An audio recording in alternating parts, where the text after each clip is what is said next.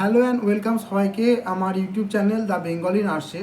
তো তোমরা যারা এএনএম জিএনএম জেনপাস ইউজি এবং পোস্ট বেসিক বিএসসি নার্সিংয়ে ক্যান্ডিডেটরা ছিলে, তোমরা অনেক দিন ধরেই চাইছিলে যে ওবিসি কেসের জটটা একটু খুলুক এবং তোমাদের জন্য কোনো একটা নোটিফিকেশান আসুক এবং তোমরা যেন তোমাদের অ্যাডমিশন প্রক্রিয়াটা যেন শুরু হয়।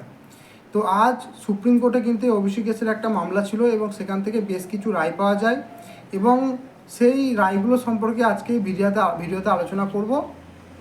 তো তার আগে তোমরা যারা এই চ্যানেলে নতুন এসছো তারা চ্যানেলটা সাবস্ক্রাইব করে দাও এবং ভিডিওটা ইনফরমেটিভ মনে হলে ভিডিওটা লাইক করে শেয়ার করে দিও। তো চলো শুরু করা যাক।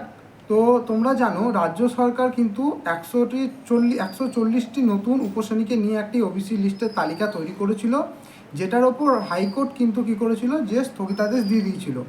কিন্তু আজ যখন সুপ্রিম কোর্টে সেই ওবিসি মামলা ওঠে তখন সুপ্রিম কোর্ট কিন্তু হাইকোর্টেতে স্থগিতাদেশের ওপর স্থগিতাদেশ দিয়ে দেয়। মানে কি হয়, হাইকোর্ট যে রায়টার উপর বা লিস্টের ওপর স্থগিতাদেশ দিয়েছিল সেটার ওপর সেই রায়টার ওপর সুপ্রিম কোর্ট স্থগিতাদেশ দিয়ে দেয়।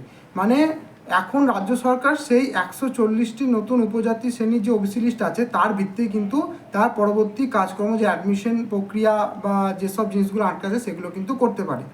তো আমরা এখন কি যে আশাবাদী থাকতেই পারি যে আর কিছুদিনের মধ্যেই আমরা হয়তো ওয়েস্ট বেঙ্গল জয়েন্ট এন্ট্রান্স বোর্ডের পক্ষ থেকে যে বিভিন্ন পরীক্ষাগুলো আটকে আছে সেইগুলোর পরবর্তী বিভিন্ন ডেটগুলো আমরা পেয়ে যাব এবং যে পরবর্তী প্রসেসগুলো আছে সেগুলো কিন্তু সব শুরু হয়ে যাবে।